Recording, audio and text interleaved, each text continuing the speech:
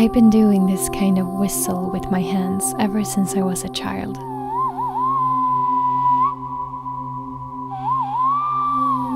And to be honest, I don't know much about it or where it comes from. I just know that I love the sound of it and the incredible echoes it creates on a quiet evening in the forest.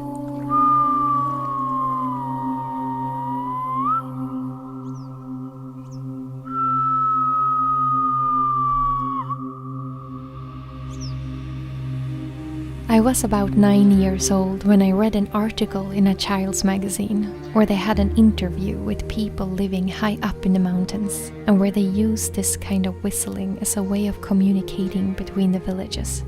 I can't remember what country it was, but I thought it was so fascinating, and just from reading the text over and over again and watching the pictures of the people doing the whistle, I figured out how to learn it myself.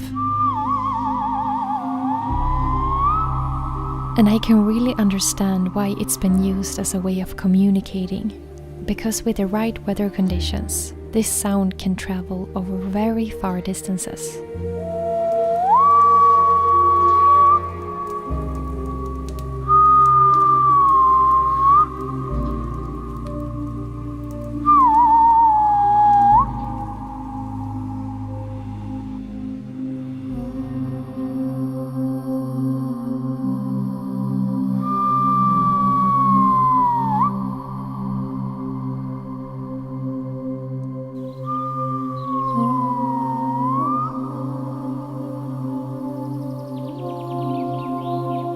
In Swedish I call this vildvissla, which means wild whistling, because it's something I often do when I'm out in nature, and the sound somehow feels wild and reminds me of different birds.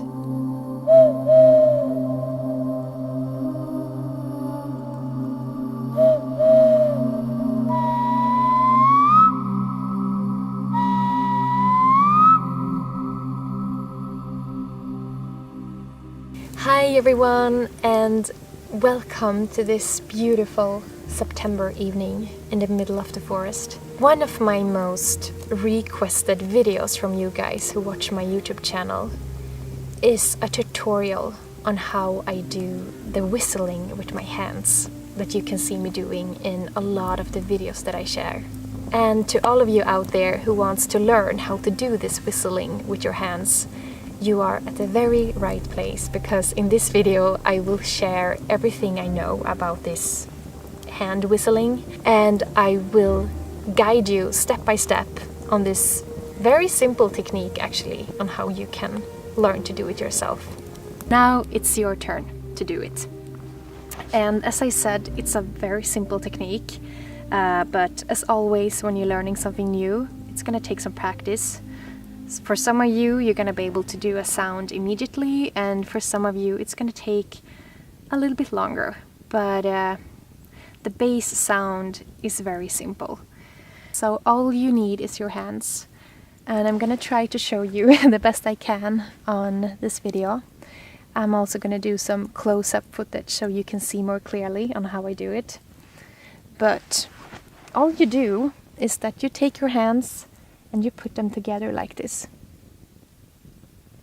I hope you can see. Just like this. So you are going to create like a mosquito. So you're going to create like a little hollow space inside your hands, like a little room. And that's very important because that's how the sound is gonna be made. So you should not do like this. You need to make this a nice hollow space inside your hands, and I hope it's focused.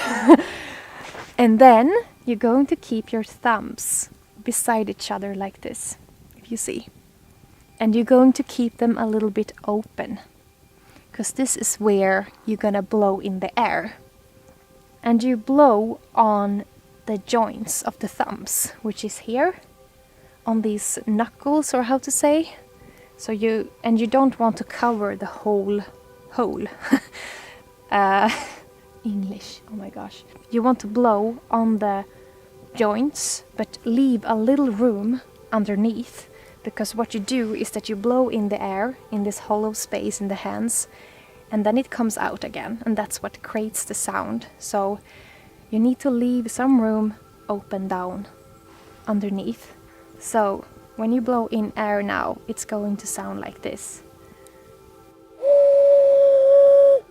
That's the bass sound. That's the deepest sound that you can make, and it's the easiest sound to make. So make sure you make the air come out underneath. So don't cover the hole like this. If this is the first time you're doing this, it might just sound like this in the beginning.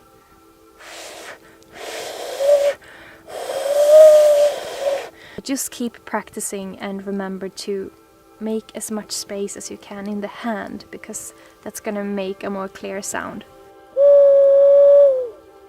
Then, when you have learned to do the bass sound, then you can start to play around with making other tones, like lighter tones. And that's when you kinda can create this beautiful sounds, which also becomes even louder. I have to go further away from the camera to show you this so it doesn't get too loud.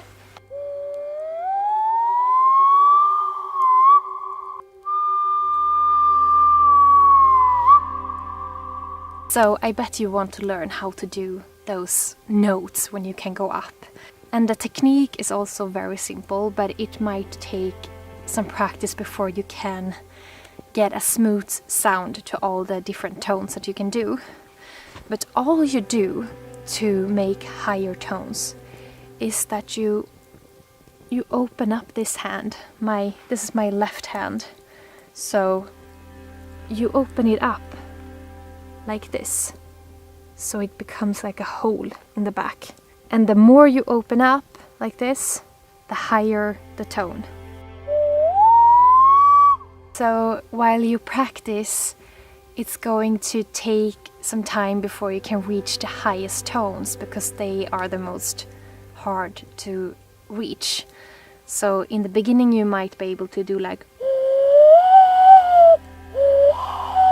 something like that. And then the more you practice, you're gonna be able to make it sound more clear and smooth without this airy sound to it.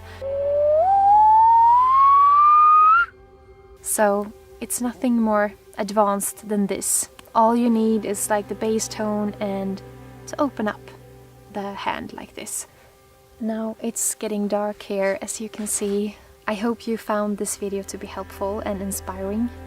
And if you have any questions about this, just write a comment in the comment section and I will try to answer and help you the best as I can. Wherever you are in the world, I'm sending you tons of positive vibes from this northern forest all the way to you. Mwah. I see you soon.